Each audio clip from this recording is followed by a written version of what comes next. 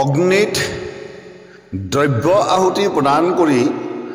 আমি হোমযজ্ঞ কৰিব পাৰোঁ নে নোৱাৰোঁ? অগ্নিত দ্ৰব্য আহুতি প্ৰদান কৰি হোমযজ্ঞ কৰিব পাৰোঁ নে নোৱাৰোঁ? এনেদৰে এটা প্ৰশ্ন এজন ভকতে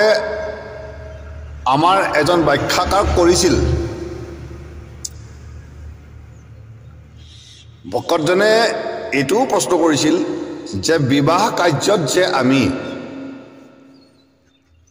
সেই অগ্নিত দ্ৰব্য আহুতি প্ৰদান কৰি হোমযজ্ঞ যে কৰোঁ, এইটো ভাগৱতৰ আজ্ঞা আছেনে নাই? ভাগৱতে আজ্ঞা দিছেনে নাই? এনেদৰে প্ৰশ্ন কৰাৰ লগে লগে ব্যাখ্যাকাৰজনে কি উত্তৰ দিলে যে তেনে আজ্ঞা ভাগৱতে দিয়া নাই। ভাগৱতে তেনে দ্ৰব্য আহুতি প্ৰদান কৰি যজ্ঞ কৰিবলৈ আজ্ঞা দিয়া নাই। গতিকে এই কথাখিনিকে মই আজি আপোনালোকক প্ৰকাশ কৰিবলৈ আগবাঢ়িছোঁ। সৰ্বপ্ৰথম আপোনালোকে এটা কথা জানি লওক, আমাৰ অসমীয়া পদশৈলীত যি ভাগ ভাগৱত আছে, সেই ভাগৱত ভাগ মূল সংস্কৃত শ্লোকৰ লগত মিল নপৰে, এই কথাটো আপোনালোকে জানি লওক। আৰু যদিও প্ৰমাণ যদি আপোনালোকে বিচাৰিছে, তেতিয়াহ'লে সেই সংস্কৃত শ্লোকৰ মূল ভাগৱত ভাগ আপুনি নিজে আহি নিজৰ সেই অসমীয়া পদশৈলীত থকা ভাগৱত ভাগ মিলাই চাওক যে কিমান সত্য আৰু কিমান শুদ্ধ। ইয়াৰ উপৰিও আৰু এটা কথা মই ক'ব বিচাৰোঁ, ভাগৱতত আমাক প্ৰকাশ কৰিছে কি প্ৰথম স্কন্ধত যে ঋষিমুনিসকলে বহুত দ্ৰব্য আহুতি প্ৰদান কৰি বহুত যজ্ঞ কৰিলে, কিন্তু সিহঁতৰ দেহবিলাক ধোঁৱা বৰণৰ হৈ গ'ল, তাৰ পৰা কোনো ফল নেপালে। গতিকে সৌনক আদি ঋষিমুনিসকলে সুতমণিক কৈছিল যে সেই সুতমণি আমাক কৃষ্ণৰ গুণানুকীৰ্তন প্ৰকাশ কৰা। এনেদৰে যি বাক্য প্ৰভাৱ মানে ভাগৱতত লিখিছে, আপোনালোকে স্পষ্ট জানি লওক, সেই মন্তব্য প্ৰকাশ কৰি যি ভাগৱতত আমাক মানে প্ৰকাশ কৰিলে, সেই মন্তব্য সত্য আৰু শুদ্ধ নহয়। যদি এই কথাখিনিকো যদি আপোনালোকে সত্য অসত্য বিচাৰ কৰি চাবলৈ ইচ্ছা আছে, তেতিয়াহ'লে মূল ভাগৱত ভাগ আনি আপোনাৰ সেই পদশৈলী ভাগৱত ভাগৰ লগত মিলাই চাওক। মোক আপুনি দুখ ধৰিব নালাগে, মোক আপুনি ভুল বুলি কৈ মোক মানে নানা ধৰণৰ গালি দিবলৈ প্ৰয়োজন নাই। গতিকে মই স্পষ্ট যে আপোনালোকক এইখিনি কথা প্ৰকাশ কৰিছোঁ, আমাৰ কিছু ধৰ্মগ্ৰন্থই আমাৰ সমাজত বিভ্ৰান্তি আনিছে, বিশৃংখলতাৰ সৃষ্টি কৰিছে। গতিকে আমাৰ কাৰো ধৰ্ম এতিয়াও শুদ্ধ হোৱা নাই, কাৰণ আমি ধৰ্ম কৰিবই জনা নাই। আমি ধৰ্ম কৰিবই জনা নাই। কোনোবাই কিবা এটা লিখি দিছে, কোনোবাই কাৰোবাক প্ৰলোভন কৰি আপোনাৰ ধৰ্ম বিৰোধাচৰণ কৰিবলৈ শিকাইছে, তাকে আমি সত্য বুলি মানি লৈছোঁ। এতিয়া প্ৰশ্ন হৈছে যে সেই দ্ৰব্য আহুতি প্ৰদান কৰি অগ্নিযজ্ঞ বা হোমযজ্ঞ আমি কৰাটো শুদ্ধ নে অশুদ্ধ? সৰ্বপ্ৰথম ভগৱন্ত ঈশ্বৰে পৰমেশ্বৰে কৈছে যে দ্ৰব্য আহুতি প্ৰদান কৰি যি অগ্নিযজ্ঞ আমি কৰোঁ, সকলো সময়তেই পবিত্ৰ আৰু শুদ্ধ। সকলো শুভ অনুষ্ঠানত এই দ্ৰব্য আহুতি প্ৰদান কৰি হোমযজ্ঞ আমি কৰিব পাৰোঁ, কাৰণ হোমযজ্ঞটো পৰমেশ্বৰ ভগৱন্তৰ নামৰ লগত সম্পৰ্ক ৰাখি পৰমেশ্বৰ ভগৱন্তই এই যজ্ঞবিলাক ৰচনা কৰিছিল। আৰু সত্য ত্ৰেতা দ্বাপৰ কলি 4 যুগ ৰচনা নোহোৱাৰ আগতেই পৰমেশ্বৰে জীৱৰ কল্যাণৰ বাবে, জগত কল্যাণৰ বাবে এই অগ্নিত দ্ৰব্য আহুতি প্ৰদান কৰি হোমযজ্ঞ কৰিবৰ বাবে আজ্ঞা প্ৰদান কৰিছিল। অৰ্থাৎ প্ৰত্যেকটো যুগতেই কৰণীয় আৰু প্ৰত্যেকজন ব্যক্তিৰ বাবে হোমযজ্ঞ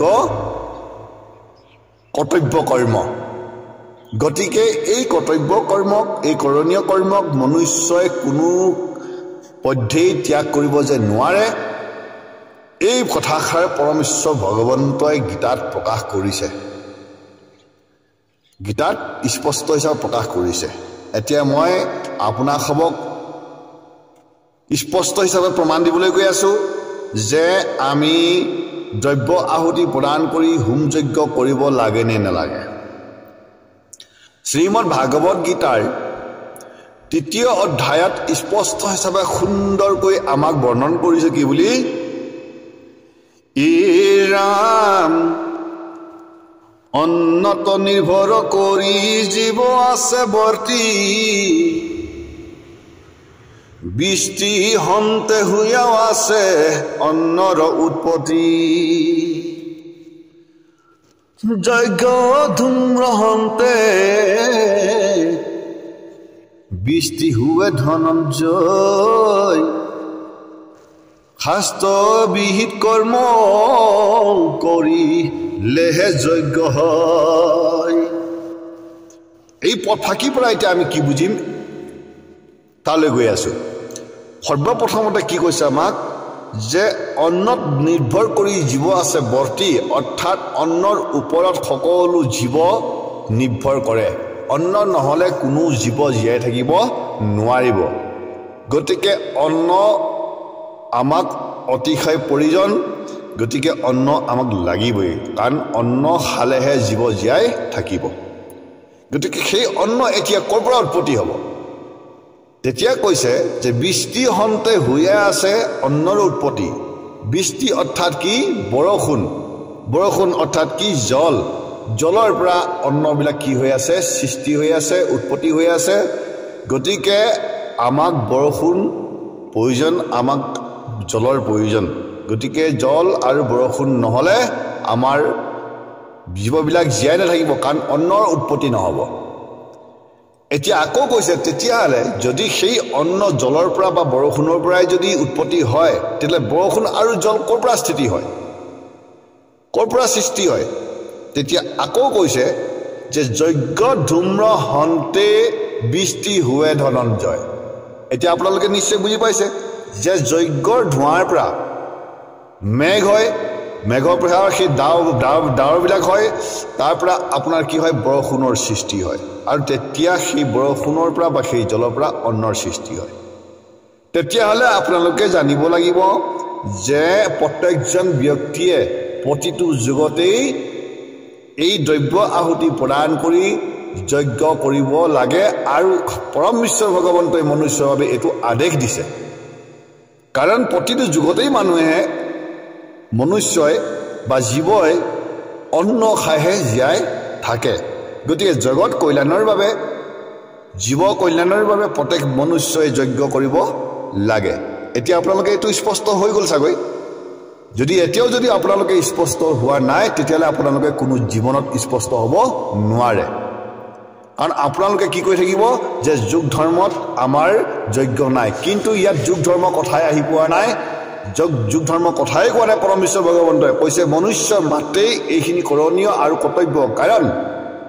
জীৱ অন্নৰ ওপৰত নিৰ্ভৰ কৰে আৰু প্ৰতিটো যুগতেই জীৱই অন্ন খাই জীয়াই থাকে গতিকে প্ৰতিটো যুগতেই এই দ্ৰব্য আহুতি প্ৰদান কৰি যজ্ঞ কৰাটো মনুষ্যৰ বাবে কৰ্তব্য আৰু ধৰ্ম এতিয়া এই কৰ্ম কৰ্তব্যক যিসকলে ত্যাগ কৰি পেলাই গুচি যাব বিচাৰে মই ভাবোঁ তেওঁলোকেতো অন্ন খাবই নালাগে তেওঁলোকে অন্ন ত্যাগ কৰিব লাগে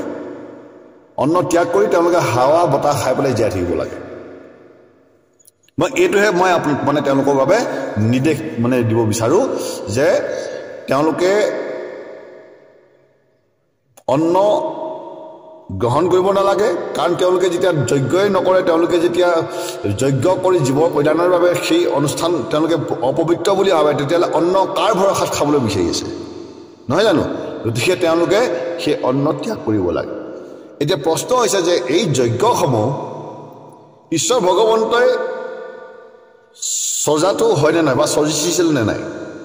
আমি এতিয়া তালৈ আকৌ গৈ আছোঁ প্ৰথমতে যজ্ঞ বুলি ক'বলৈ যাওঁতে সৰ্বপ্ৰথম আমি যজ্ঞ বুলি ক'বলৈ যাওঁতে হোম যজ্ঞ জ্ঞান যজ্ঞ ইন্দ্ৰিয় যজ্ঞ আদি বহু কিছুমান আছে প্ৰণায়াম যজ্ঞ কৰ্মযজ্ঞ সকলোৱে আমাৰ যজ্ঞ সকলো যজ্ঞ পৰমেশ্বৰ ভগৱন্তই ৰচনা কৰিছে কিন্তু মই ইয়াৰ আগত যিটো পদ আপোনালোকক ব্যাখ্যা কৰি গ'লো তাত কি শব্দ প্ৰকাশ আছিল যজ্ঞ ধূম্ৰ হন্তে এই শব্দটো প্ৰকাশ আছিল গতিকে সেই যজ্ঞটোৰ কথাটো কোনটো যজ্ঞ কৈছে দ্ৰব্য আহুতি প্ৰদান কৰি কৰা যজ্ঞৰ কথা কৈছে কাৰণ তাত অন্নৰ কথাও উল্লেখ আছে গতিকে একাংশ লোকে হয়তো আপোনালোকক আধ্যাত্মিক জ্ঞানৰ কথা প্ৰকাশ কৰি আপোনালোকক বিভ্ৰান্তি কৰিব পাৰে কিন্তু সেইটো সত্যত নহয় এতিয়া আকৌ কৈছে প্ৰজাসমে বিষ্ণু যজ্ঞ সজী ভগৱানে হে ৰাম প্ৰজাসমে বিষ্ণু যজ্ঞ সজী ভগৱানে যজ্ঞ ৰূপম মুখ্য পথ জীৱক দেখালে যজ্ঞ অনুষ্ঠানে জীৱ সুখেৰে থাকিব মুক্তিৰ বাবে কাম্য বস্তু যজ্ঞতে মিলিব তেতিয়াহ'লে আমাক পৰমেশ্বৰ ভগৱন্তই যজ্ঞ বুলি কওঁতে এটা যজ্ঞৰ বিষয়ে কোৱা নাই বহু যজ্ঞৰ কথা প্ৰকাশ কৰিছে গতিকে সেই যজ্ঞসমূহ ভগৱন্তই ৰচনা কৰিছে মনুষ্যৰ মুক্তিৰ বাবে কৈছে যে প্ৰজাসময় বিষ্ণু যজ্ঞ সজী ভগৱানে অৰ্থাৎ 4 যুগৰ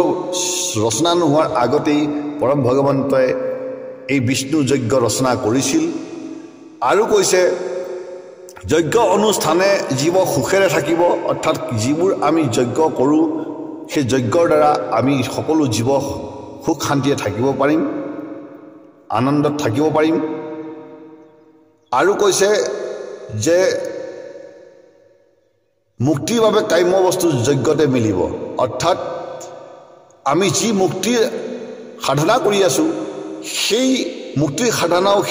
সেই কৰ্মযজ্ঞ জ্ঞানযজ্ঞ ইন্দ্ৰিয় যজ্ঞ হোম যজ্ঞৰ ভিতৰতেই আছে তাৰপৰাই আমি সকলো আমি যজ্ঞ কৰি আমি মুক্তিৰ মাৰ্গটো বিচাৰি ল'ব পাৰোঁ গতিকে যজ্ঞক আমাক কৰিবলৈ বাধা দিয়া নাই সকলো যজ্ঞ আমাৰ বাবে কৰণীয় কৰ্তব্য আৰু সেই যজ্ঞ সমস্ত দেৱী দেৱতাৰ লগত সম্বন্ধ ৰাখি মনুষ্যলৈ আদেশ কৰিছে কৰিবলৈ বাবে কাৰণ দেৱ দেৱী মনুষ্য মাজত এটা বহুত বিশাল এটা সম্পৰ্ক আছে যিটো সম্পৰ্ক সদায় অটুট হৈ আছে আৰু কিন্তু আজি আমাৰ কলিৰ মনুষ্যই সেইটো কথা মানিব নিবিচাৰে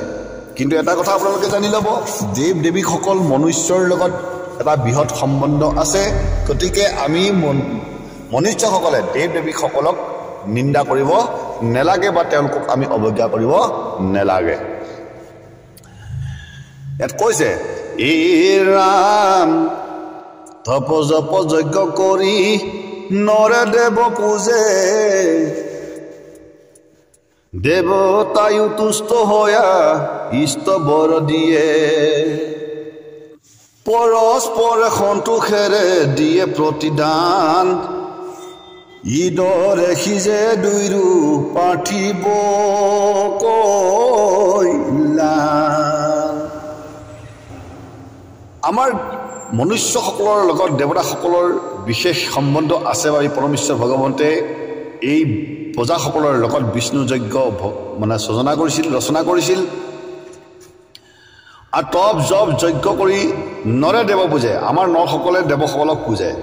কি কৰি তপ জপ যজ্ঞ পূজা আদি শ্ৰৱণ কীৰ্তন সকলো কৰি আমাৰ মনুষ্যসকলে দেৱক পূজা অৰ্চন কৰে গতিকে দেৱতাও তুষ্ট হৈ ইষ্টবৰ দিয়া যিসকল আমাৰ দেৱতাসকল আছে তেওঁলোক জ্যেষ্ঠ গতিকে তেওঁলোকে সদায় আমাক বৰ প্ৰদান কৰে আশীৰ্বাদ প্ৰদান কৰে পৰস্পৰে সন্তোষেৰে দিয়ে প্ৰতিদান